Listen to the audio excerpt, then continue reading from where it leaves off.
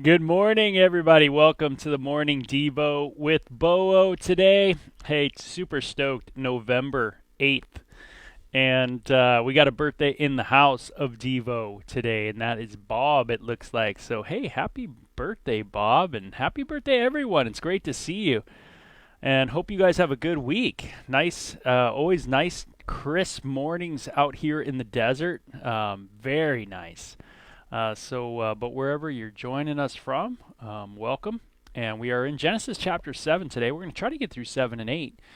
And let's just get into it. So you can always check out the archives of the devotions just by going to my YouTube channel at Bo Willette, Ouellettete, and you could go through them. This is the Bible in a super simple way, not too in depth, but hopefully pull out some gems. And you got to love these gems that are found in the book of Genesis. It says in chapter 7, verse 1. Let's get right into it.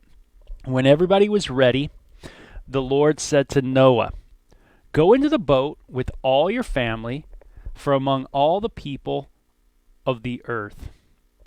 And when I think of that in a devotion style kind of interpretation, meaning kind of an application, a life application, I kind of think of it like this: is God, when he calls you, when you get called to serve Christ, and you know that Christ is who he said he was, and you're making a decision to follow him, that he's your rabbi and he's going to be your Lord, that you go into the boat, you go into Jesus. The boat is going to be a place of refuge, a fortress for Noah. And he goes in there with his family, and here, I go into Christ, and there I go in for safety. I go in and I go in from, or it says from among the people, meaning out of all the people that are around me, I'm the one who's making that decision, to come in to Christ. And sometimes that means leaving people and, making a decision. All your friends might have stayed doing what they were doing, but you're making a decision to serve the Lord. And here Noah makes that decision. From among the people of the earth, he alone is considered in right standing with God. He is given a right standing with God, and that's amazing. And but you made that decision too. You made a choice at some point to come out from, whatever you were in, whatever group you were in. You made that decision, and then there it is. You go into the ark. You go into Christ. It says, "Take with you 7 pairs, male and female. Each animal I have approved for eating and for sacrifice, and take 1 pair of each of the others." So a lot of times we see pictures growing up 2 by 2. I grew up in an era where a guy named Bill Cosby did a record, and he had a comic skit called Noah. I don't know if anybody remembers that, but it was pretty funny. But there was always 2 by 2. You always remember that 2 by 2. These animals come to the ark. They come to the place of refuge, right? And here it says 7. Take with you 7 pairs. That's true. It was 7. Bob says he remembers. Take with you 7 pairs, male and female. Whoa, that's a part maybe you didn't understand. It was actually 7 pairs, male and female. And of each animal I have approved for eating and for sacrifice, and take 1 pair of each of the others. So even before the book of Leviticus and Exodus, before we get into the law of Moses, what's called the law of Moses in the Bible, the whole 10 Commandments and all the laws given to Israel, and there's kosher laws. You might know of kosher eating. And you still see, even before that, early on, there's a difference between clean and unclean animals. It's interesting. Verse 3 also takes 7 pairs of every kind of bird. There must be a male and a female in each pair to ensure that life will survive on the earth after the flood. This is cool too, is just remembering why God made us male and female. And that is to be people that produce, people that ensure that life will survive. Very important, right? The issue of male and female. And even though our culture might be a little confused on that, or maybe a lot confused on that for a lot of reasons, there is certainly a space, hopefully, in our culture for a great dialogue on the value of male and female for animals, male and female for human beings, and the ability to survive on the earth, right? Yeah, absolutely. Good morning, Michael, from all the way in sunny Southern California. And he says the sun is also shining, meaning the S-O-N. So that's great. Yeah, Michael, we're into that for sure. So 7 days from now, I will make the rains pour down on the earth. And it will rain for 40 days and 40 nights. You might want to do a little Bible study, you can, on the idea of 40 days and 40 nights and see what else pops up. Sometimes there's some neat little threads throughout the Bible on those things. Difficult times for sure. 40 days, 40 nights. That's what I think of when I think of 40 days, 40 nights. It's going to be difficult. It's a trial. It's going to be hard. It says that 40 days, 40 nights, until I have wiped from the earth all the living things I have created. God is the giver and the taker of life. And am I okay with that? In my heart, I want to settle my heart on that truth today. That, yeah, God, you are sovereign. You are the creator. I am the created. Help me to surrender and submit to you, and not to think that I somehow have the ability to create life, and help me not think too highly of myself. So Noah did everything as the Lord commanded him. Isn't that cool? There was a great obedience in Noah. And boy, don't we want that kind of idea in our own life this morning, that we could obey God like that. Noah did everything as the Lord commanded him. It's very much, it's almost like a sentence that you read in the book of John that we just got through, where Jesus does everything that the Father says to do. Noah does everything the Lord commanded him. Very, very cool. It says Noah was 600 years old when the flood covered the earth.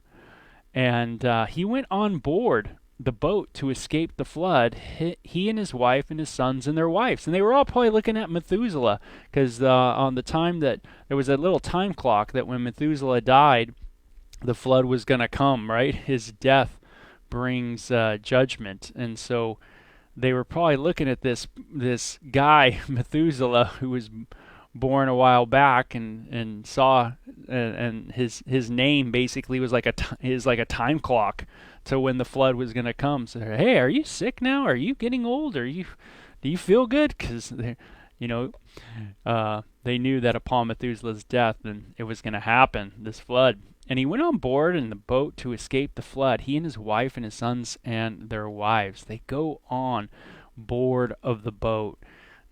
Hop on board, get on board with Christ, right? And then you could survive the floods.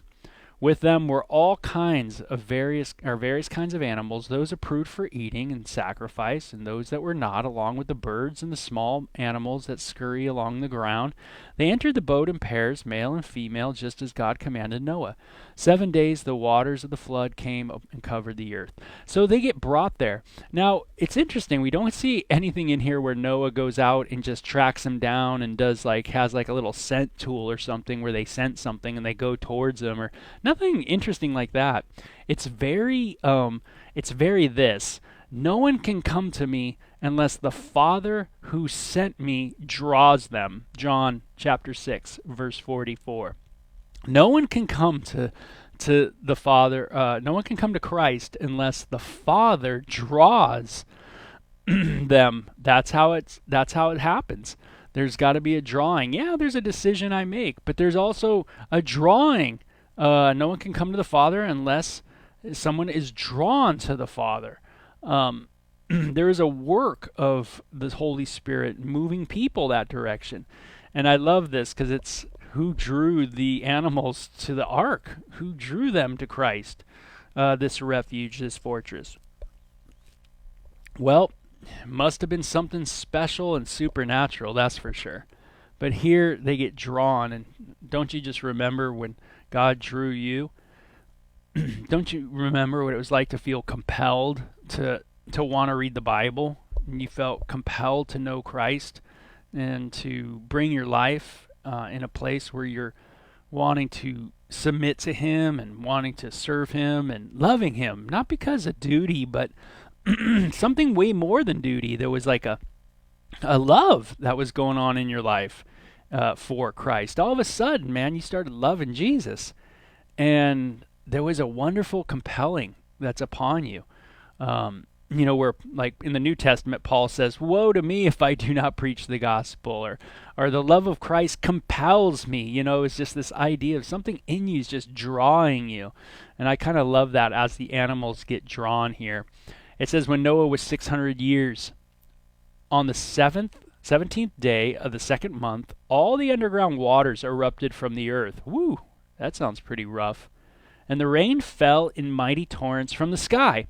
So you had water coming both ways, from the top from the bottom. The rain continued to fall for 40 days and 40 nights. So you have earth upheaval and you have rain coming down. So pretty intense, it sounds like. Sometimes times are intense. Sometimes your life can feel like it's not only raining from the top, but it's also coming in from the bottom.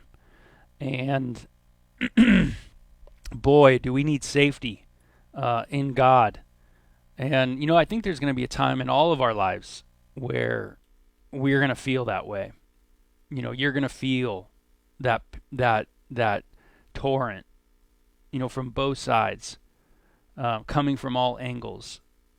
And, I have no doubt that when we pass, when we die, when we see our bodies flailing, that's what it's like. It's got to feel like that, where there's just a flood coming from all sides and you're losing control.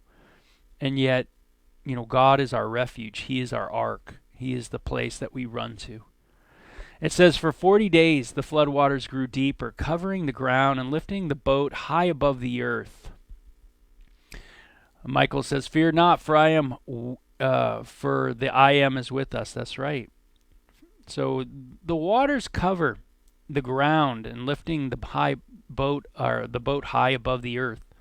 And now as the waters rose higher and higher above the ground, the boat floated safely on the surface. Finally, the waters covered even the highest mountains on the earth. Wow. Rising more than 22 feet above the highest peaks. All the living things on the earth died, birds, domestic animals, wild animals, small animals that scurry along the ground, and all the people. Everything that breathed and lived on the dry land died. Everything that had that life. God wiped out every living thing on the earth, people, livestock, small animals that scurry on the ground, and the birds of the sky, all were destroyed. The only people who survived were Noah and with him in the boat. And the flood waters covered the earth 150 days. Wow. This reminds me a lot of just a kind of allegory of the spiritual life.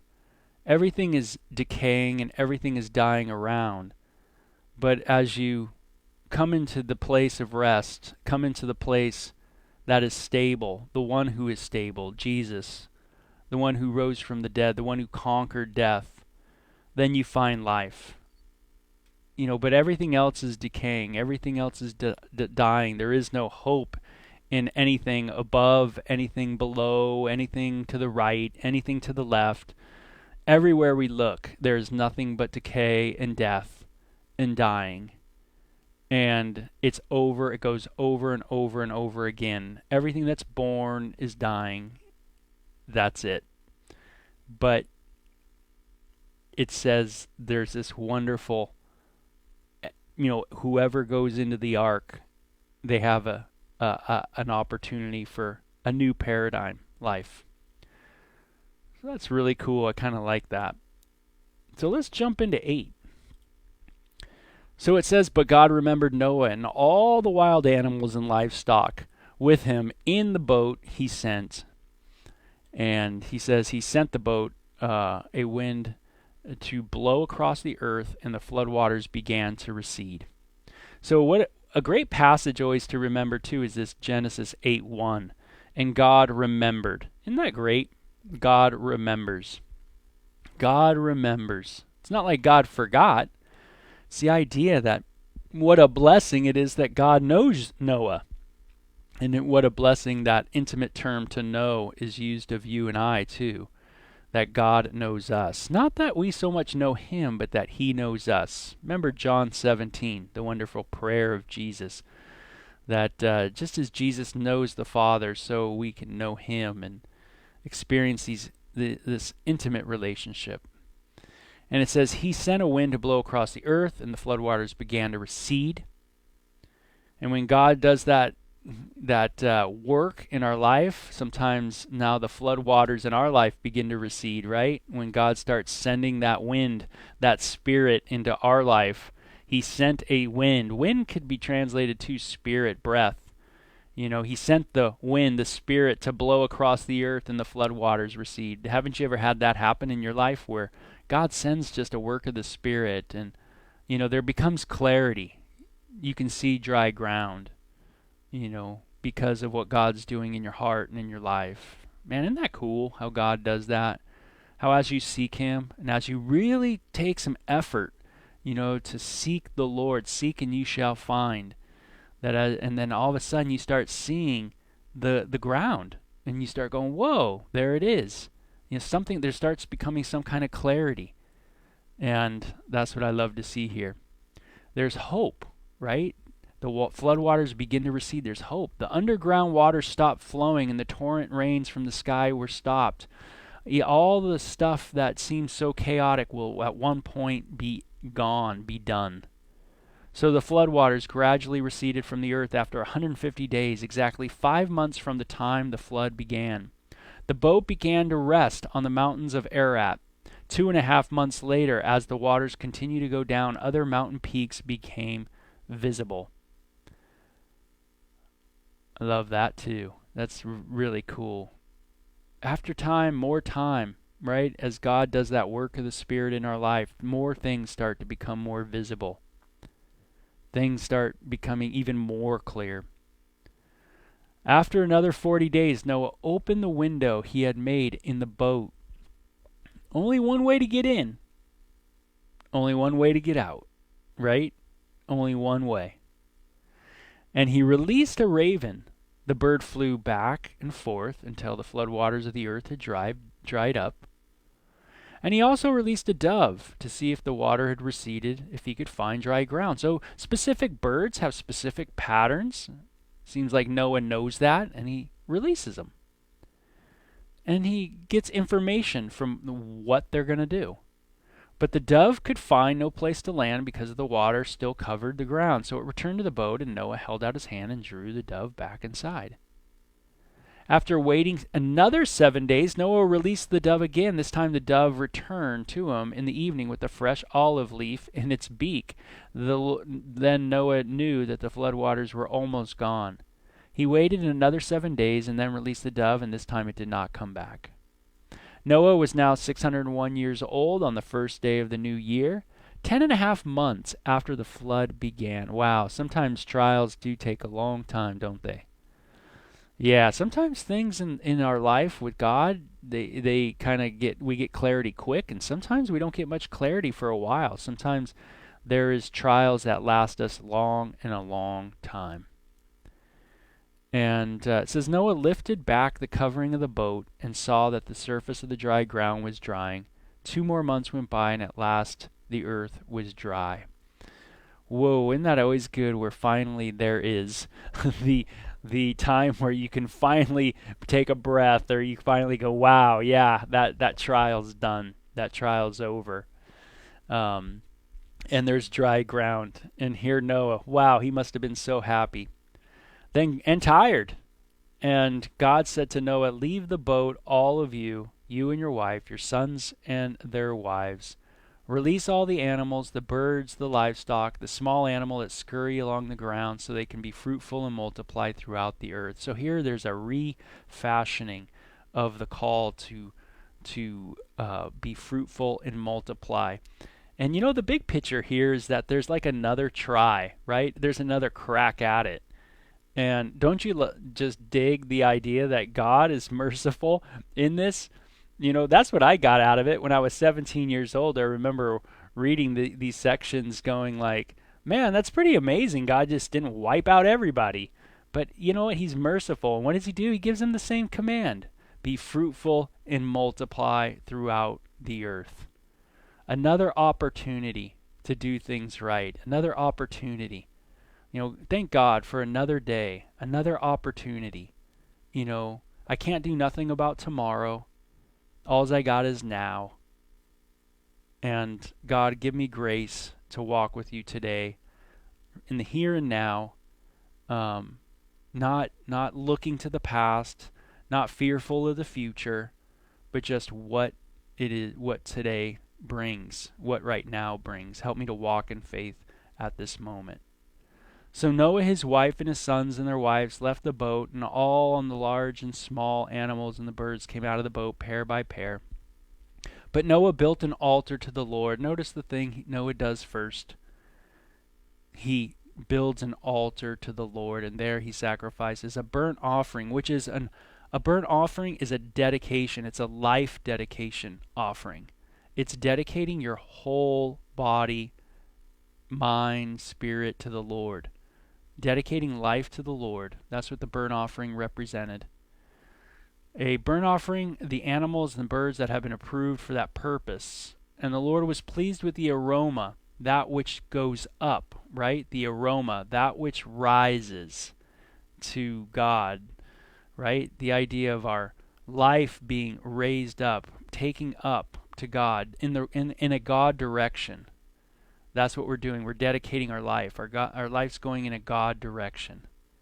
So the Lord was pleased with the aroma of the sacrifice and said to himself, quote, I will never again curse the ground because of the human race.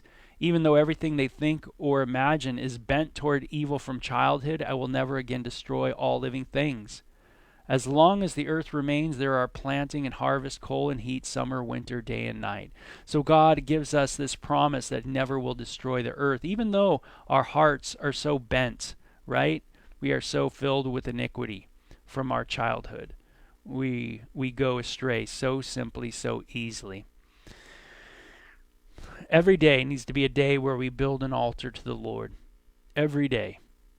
I need to build an altar. And that's what we're doing here right now, is we're building an altar to the Lord, reading his word, thinking of his scriptures, and our lives are being, once again, realigned, dedicated to him. Tomorrow can't be changed. God grant me the serenity to accept the things I cannot change, courage to change the things I can, the wisdom to know the difference, right? And we see that God has this wonderful promise for us today. So what a wonderful, wonderful, wonderful section. Absolutely cool for us to go over. And guess what? We are getting close to midstream November, almost December. So almost Christmas time, pretty radical. Year end coming up. You guys have a great start to the week. Remember these couple chapters, very good, about Jesus is our ark. He's our refuge. He's our fortress. He's the one we could turn to. You guys take care. Bye-bye.